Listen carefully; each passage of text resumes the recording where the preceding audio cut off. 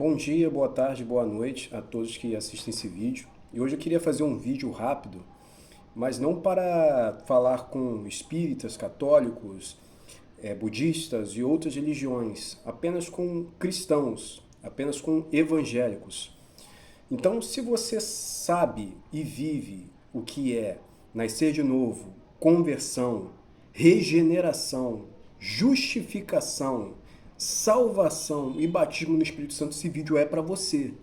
Agora, se você não sabe, eu recomendo que você estude algum EBD ou você procure uma igreja de fato verdadeira para que você possa estar aprendendo esses conceitos e vivendo na sua vida cristã. Muitos estão achando que ser cristão é cantar músicas evangélicas, é sentir emoções e congregar em alguma denominação, frequentar algum templo. Mas isso é muito raso. A gente está vivendo num tempo, a noite dos tempos, e é de grande importância que os cristãos hoje em dia saibam que de fato está acontecendo e qual é o mover do Espírito para esse tempo. Então, assim, eu não estou aqui preocupado em falar e tentar convencer as pessoas. Eu quero apenas lhe passar a verdade. E quem convence é o Espírito Santo. Você vai ver em João 16 que o papel do Espírito Santo é convencer o homem do pecado, da justiça e do juízo. Então, o que a gente tem feito hoje aqui? Falar a verdade. Mas quem convence? Quem convence é o Espírito Santo. Então, partindo desse conceito, eu vou trazer aqui algumas revelações do Espírito baseadas na palavra de Deus, para que isso fique bem claro, não fique brecha de entendimento, de repente, entre um cristão ou outro que assistir esse vídeo. Até porque esse vídeo vai ser colocado na internet.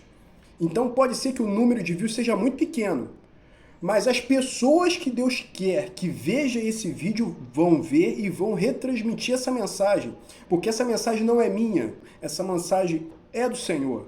Num tempo de grande blasfêmia dos homens, como você pode ver aí, em tantos lugares os homens estão blasfemando, estão caçoando da obra de Deus, estão aí caçoando daquilo que o Senhor Jesus ensinou aos teus servos, inclusive que estão na Bíblia. Então, esse momento é um momento ímpar da humanidade, um momento em que a igreja não deve se misturar, um momento em que a igreja deve estar esperando a volta do noivo, aguardando a volta do noivo, com fidelidade, com fidelidade. E eu quero partir de um princípio, que o evangelho verdadeiro não se mistura, que o evangelho verdadeiro só considera Jesus Cristo como o único caminho, a verdade e a vida, o qual está escrito em João 14,6. Se você pegar a sua Bíblia, vai estar escrito dessa forma. E por que eu quero trazer isso? Porque muitas pessoas hoje estão achando que um evangelho misturado com a maçonaria, um evangelho misturado com a psicologia e outras coisas mais, é um evangelho que pode salvar. Eu vejo às vezes na internet comentários de pessoas falando: mas hoje muitos evangélicos estão com preconceito de pessoas que atuam na maçonaria. Meu irmão, primeira coisa, na maçonaria, para que você entre, eu não sei como é que está agora, mas no passado, para que você entre na maçonaria, você precisa crer em Deus. Até aí tudo bem. Mas eles dizem, não importa o caminho. Então se você crê em Maomé, você crê em Deus. E está tudo bem. Se você crê no Jesus católico, nos santos de barro, nas novenas, nas fitinhas, no terço e tudo mais, tá tudo bem, você crê em Deus. Se você crê nos anjos caídos, no Espírito, no Tranca-Rua, na Maria Padilha, no Exu-Mulambo, tá tudo bem. Você crê em Deus, pode vir. E o Evangelho não é assim, meu amigo. Não é assim. O Evangelho faz você abandonar todas as suas crendices e crer apenas no Senhor Jesus Cristo. Então, como que você vai servir a dois senhores? Então, não encare essa situação de maçonaria dentro da igreja. É o preconceito de alguns crentes. Não é preconceito, meu amigo. Não é preconceito. Logicamente, você dentro da maçonaria, você vai ter facilidades em viver esse mundo. E eu te pergunto, como que você vai viver as aflições que Cristo fala na palavra? No mundo tereis aflições, mas tem de bom ânimo. Eu venci o mundo. Eu venci o mundo. Jesus venceu o mundo com acordos? Jesus venceu o mundo fazendo leis no Congresso Nacional? Não, Jesus venceu o mundo na palavra, no testemunho, no sangue. Jesus venceu o mundo. Então eu vou começar esse pequeno estudo bíblico com a seguinte passagem, Mateus 6:24. Vamos lá? Ninguém pode servir a dois senhores, porque ou há de aborrecer-se de um e amar o outro, ou se devotará a um e desprezará a outro. Não podeis servir a servir a Deus e às riquezas. E você sabe que o caminho mais fácil para se obter os reinos dessa terra e as riquezas, o poder e a glória, seja poder político, poder judiciário, poder religioso, seja qualquer poder que você tenha nessa terra, um caminho mais fácil é fazer um pacto com o príncipe desse mundo. A saber, o diabo, Satanás, Lúcifer, aquele mesmo que por causa de seu orgulho quis se assentasse no mesmo trono que Deus habitava, que queria mesmo a glória de Deus. E ele foi lançado para essa terra após a sua rebelião. Então, meu amigo, se você consegue entender que no mundo você vai ter dificuldades, e que muitas das vezes, se você acionar certas associações desse mundo, vai facilitar o seu caminho nesse mundo, porém vai te afastar daquilo que o Senhor Jesus Cristo ensinou, o que você está fazendo tentando conciliar um e outro caminho? Me responde. Então, meu amigo, partindo desse princípio, não existe pastor maçom. Não existe pastor maçom. Ou é pastor ou é maçom. Não existe pastor político. Não existe pastor político. Ou é político ou é pastor. Ah, mas o meu pastor, ele tem padrinho político. Você está diante de um falso profeta. O que é o falso profeta? O falso profeta é o padre? É o papa? Não, o falso profeta é aquele que se faz de profeta. Na verdade, ele quer apenas juntar pessoas para que através dessas pessoas ele faça do povo um negócio. O falso pastor, ele não se preocupa com a ovelha. O falso pastor é mercenário. Então, a única coisa que o falso pastor tem de desejo das ovelhas é arrancar a lã. Ah, mas o meu pastor, ele é um homem sério, ele está na política, mas ele só me pede o dízimo e a oferta. E está certo, dízimo e oferta está certo. Se ele for verdadeiro pastor, está certo. Mas se ele está dentro da política, ele não é pastor. Se ele tem padrinho, não é pastor. E passe a encarar isso como uma divisão. Porque se o sal não der sabor, para nada vale, a não ser pisado, como o próprio Senhor Jesus Cristo disse. Então, meu amigo, foge desses pastores que estão aliançados com Deus e o mundo. Os pastores coach que estão por aí criando uma massa de emocionados, que de evangélico não tem nada. Não tem nada. Você quer ouvir uma pregação que satisfaça o teu coração, que te emocione, que te jogue para cima. Você não vai achar isso no verdadeiro evangelho não, meu amigo. O evangelho vai te apresentar verdades e muitas das vezes a verdade vai te ofender. Vai te deixar chateado e às vezes é nisso que o Espírito Santo vai trabalhar dentro do seu coração. Mas se você for humilde para receber, se você for de coração de duro a servir, você não vai receber. E você vai achar que o cara que está pregando muitas das vezes está falando na verdade que é o seu mal, como na verdade, por ele te falar a verdade, ele mostra que te ama. Porque a pessoa que te ama, ele vai te falar a verdade, ele não vai te enganar. Se a pessoa te ama de verdade, ele vai ver você caindo no buraco, ele vai gritar, fulana, sai desse caminho aí, você vai cair no buraco. Então, a pessoa que te ama, ele não vai te encher de lisonja. A pessoa que te ama, ele não vai te encher de mentira. A pessoa que te ama vai te falar a verdade. O que eu quero entrar agora no assunto, agora que a gente já estabeleceu o que é evangelho, o que é igreja, que a igreja agrada, a primeira coisa que a igreja de verdade faz é agradar a Deus. depois você vai amar aos homens como a ti mesmo. Se você está invertendo essa ordem, mas eu amo a todos porque Jesus me mandou amar. Saiba que Deus, Ele não ama o pecado. E Ele lança aqueles que vivem na prática do pecado no inferno. Mas eu ouvi por aí que Jesus odeia o pecado e ama o pecador. O pecador que se arrepende. O pecador que se arrepende, que vai até Ele, se humilha e pede misericórdia. E abandona o erro. Como está escrito em Provérbios 28. Mas sabe como é que é, né? A gente vive numa sociedade tão profanada. Pois é, mas Noé também viveu. E ele manteve a fidelidade dele. Imagine você, Noé, tendo que viver naquele tempo lá, com todo mundo blasfemando e pecando contra o Senhor, e ele se mantendo fiel, por causa de uma promessa que um dia o Senhor mandaria o dilúvio. E por Deus ter aparecido para ele num tempo que não tinha Bíblia, não tinha nada escrito, não tinha exemplo de nada. Então, procura entender essa parte de que o Evangelho é puro, é santo. Não tem facilidade no Evangelho. Não existe facilidade. Se você vai servir o Senhor, adore somente a Ele. Somente a Ele. Não existe outras idolatrias, não existe outras coisas.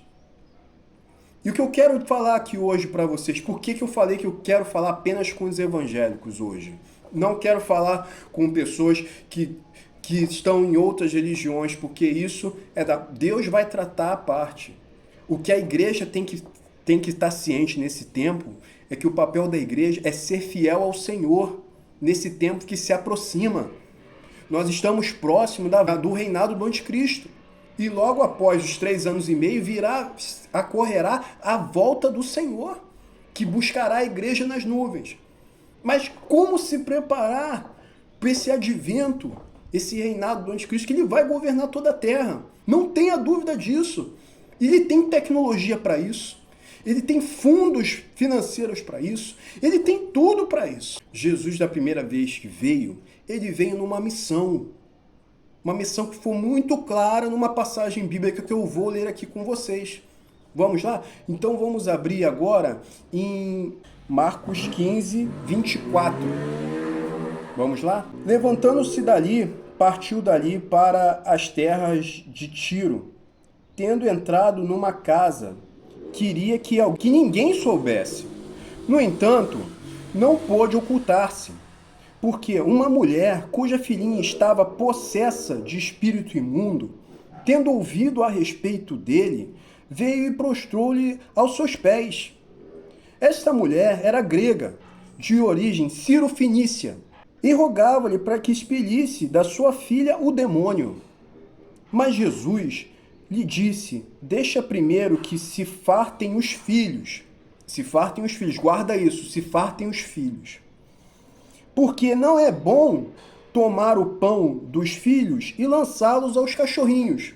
Ela, porém, lhe respondeu: sim, Senhor, mas os cachorrinhos, debaixo da mesa, comem das migalhas das crianças. Então lhe disse: por causa desta palavra, podes ir, o demônio já saiu da sua filha. Voltando ela para casa, achou a menina sobre a cama, pois o demônio a deixara. Veja bem, Jesus ele foi muito claro nessa passagem aqui. A mulher ciro-fenícia, entre aspas, para nós aqui, ela era uma gentia para os judeus. Jesus foi muito claro. A minha missão, essa primeira missão que eu estou aqui, essa primeira vinda que eu estou aqui na Terra, essa primeira vez que eu vou morrer na cruz, que eu vou dar meu sangue aqui na cruz, que vão me trair, essa vez eu tenho que pregar para os judeus, para o povo que foi escolhido pela primeira vez. Eu tenho que pregar para eles. Eu não tenho que pregar para sua filha. Sinto muito, eu vim cumprir minha missão. Mas mediante a humildade dessa mulher, que ela apresentou aqui na própria fala dela, ela alcançou graça no Senhor. Mas você vê a missão de Jesus nessa primeira vinda. Foi claro, pessoal, a missão de Jesus nessa primeira vinda, ele não veio para pegar para o grego, ele não veio para pegar para o assírio, ele não veio para pegar para o babilônico, ele veio para pregar para o povo de Israel. E o que você quer dizer com isso, Denilson? A Bíblia é cíclica. Ele veio da primeira vez, vai voltar da segunda vez. Nós estamos num tempo em que a igreja ela deve focar em ser fiel a Deus. Ah, mas tem que fazer a obra de missão, porque se você não pregar para o mundo inteiro, Jesus não vai voltar. Vem cá, você já pegou aquela passagem de pregar a toda criatura e já tentou encaixar isso no reino milenar de Jesus Cristo? Em que, de fato, toda língua vai confessar o nome do Senhor. Todos vão saber a respeito do Evangelho. Não vai haverá uma unha que não vai saber a respeito do Evangelho de Jesus Cristo no reino milenar de Jesus Cristo. Agora, meu irmão, agora é o reinado do anticristo e após a primeira volta, e após 3 anos e meio vai ser a vinda de Jesus Cristo. O papel da igreja não é pregar para os ímpios nessa reta final. Já foi papel da igreja evangelizar, já foi papel da igreja pregar ao mundo inteiro, mas a igreja fracassou nos tempos das missões, 1980, 1990. A igreja tinha que ter pregado para todos nessa terra e fracassou. E muitas das vezes as pessoas acham que eu vou pregar porque eu sei falar bem. Eu vou pregar porque eu sou uma pessoa que estudei Bíblia há quase 20 anos. Meu irmão, sem mover, não se ganha almas. Sem mover, não se cura. Sem mover, não se liberta. Mover, você sabe o que é mover do Espírito? Se o Senhor não liberar lá do alto, você não faz nada. Ah, mas eu não estou convencido. Vamos abrir agora em Jonas, capítulo 3, versículo 5. Você sabe que a história de Jonas ele foi enviado a Nínive. E ele não cria que o povo de Nínive iria se voltar para o Senhor, o Deus de Abraão, Isaque e Jacó. Então Jonas, ele quis fugir da presença do Senhor. Isso deu tudo errado. Jonas foi parar dentro do peixe e Deus teve que mostrar para Jonas que não era bem isso, que ele tinha que pregar, porque isso daí era uma misericórdia de Deus com ele, e uma misericórdia para com os ninivitas. Para com os ninivitas, porque Deus ia destruir aquele povo se aquele povo não se arrependesse. E você vê a diferença que faz Deus liberar um mover sobre alguma coisa que o homem faça. Jonas foi para lá obrigado a pregar para Nínive, para um povo que não sabia nada de Deus, para um povo que sacrificava ídolos, para um povo profano. E eu imagino Jonas pregando da pior forma possível. Mesmo assim, o pouco de verdade que ele pregou a respeito do Deus de Abraão, de Isaque e de Jacó foi o suficiente para que todo aquele povo se convertesse. Todo! Ah, você não está acreditando? Então abra comigo Jonas capítulo 3, versículo 5. Os ninivitas creram em Deus e proclamaram um jejum e vestiram de panos de saco, desde o maior até o menor. Chegou esta notícia ao rei de Nínive.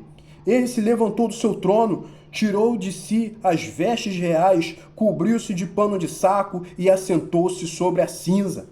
E fez proclamar, divulgar em Nínive, por mandato do rei e seus grandes, nem homens, nem animais, nem bois, nem ovelhas provém coisa alguma, nem levem ao pasto, nem bebam água, mas sejam cobertos de pano de saco, tanto os homens quanto os animais, e clamarão fortemente a Deus, e se converterão cada um do seu mau caminho e da violência que há nas suas mãos.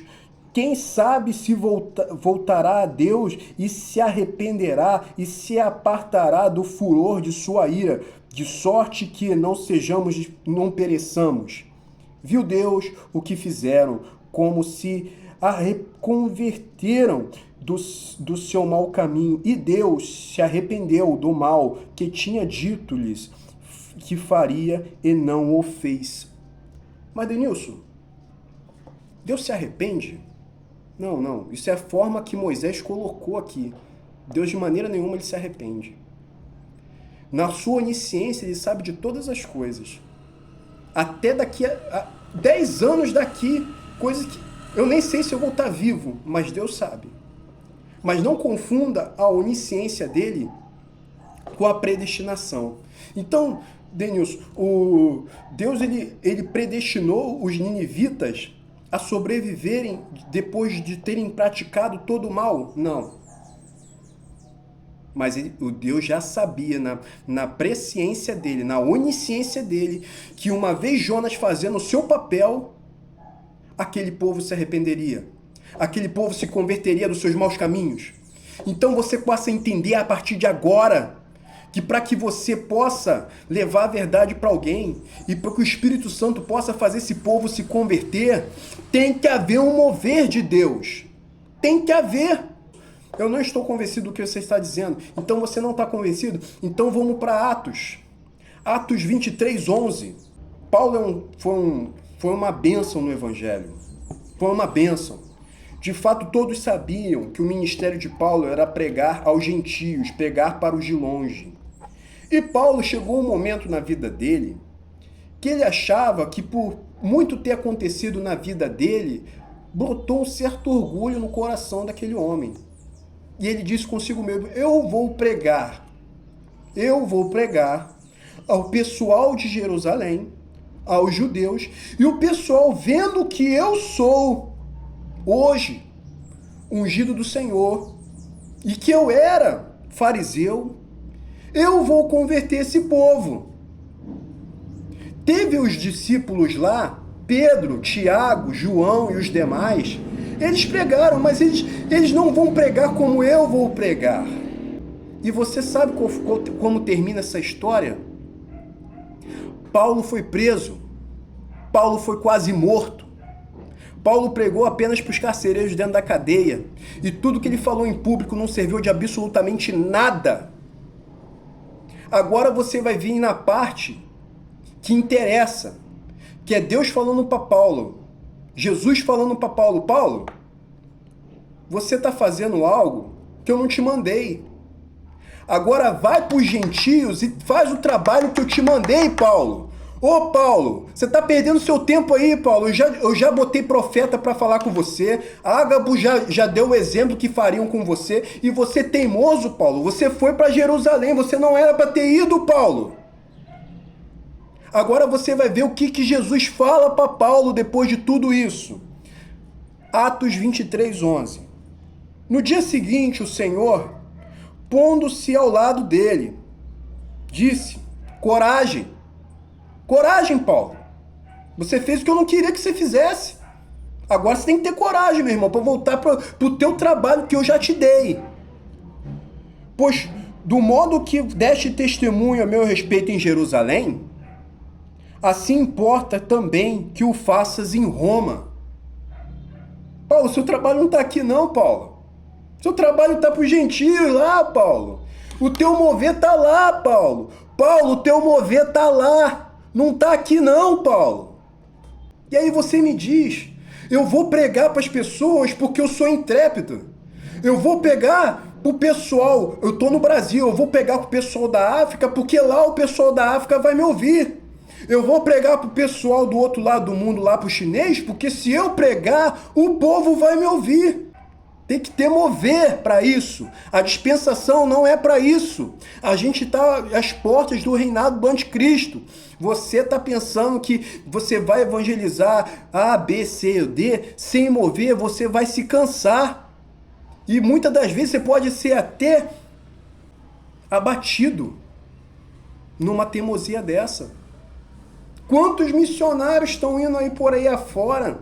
E depois você vai saber que o missionário simplesmente morreu, ou foi atacado de bicho, ou teve uma doença que não se podia tratar.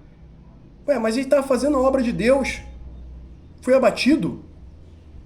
Como é que pode Deus mandar ele para determinado lugar e a pessoa ser abatida? Pessoas que estão aí fazendo missões, aí chega lá na missão, lá no outro país, é cometido de doença.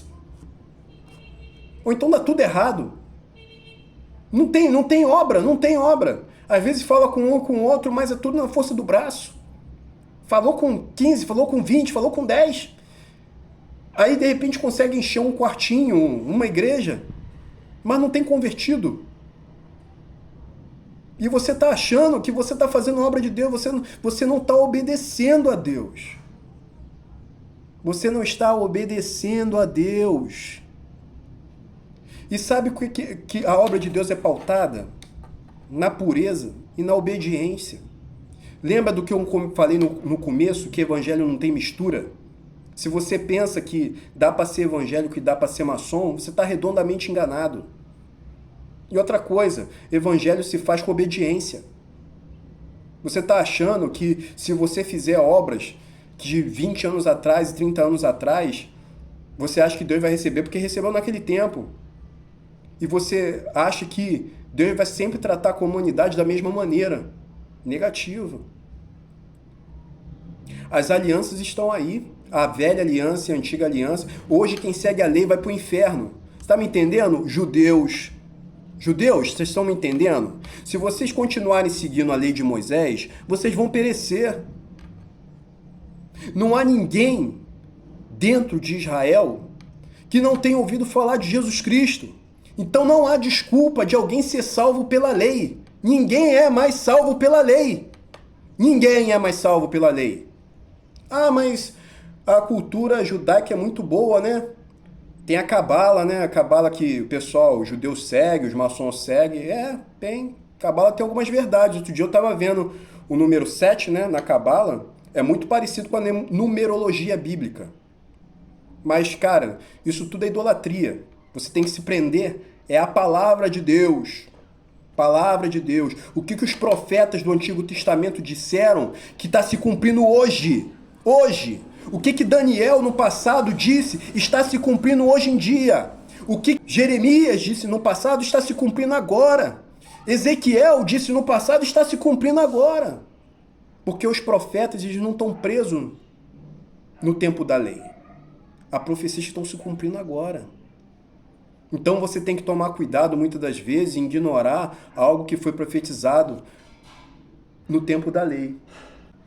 As pessoas não conseguem entender que o mover de agora não é fazer as mesmas obras do passado. É se consagrar ao Senhor Jesus Cristo. A igreja vai se encontrar com o Senhor Jesus Cristo nas nuvens. Eu vou lembrar de algo que eu falei algumas semanas atrás. 2 vão estar trabalhando no campus, isso está em Mateus. Os dois estão trabalhando. Um será levado e o outro será deixado. Você acha que os dois estão trabalhando? O Deus está recebendo o trabalho dos dois? Não. Deus vai estar recebendo o trabalho daquele que está obedecendo a Deus. Está obedecendo.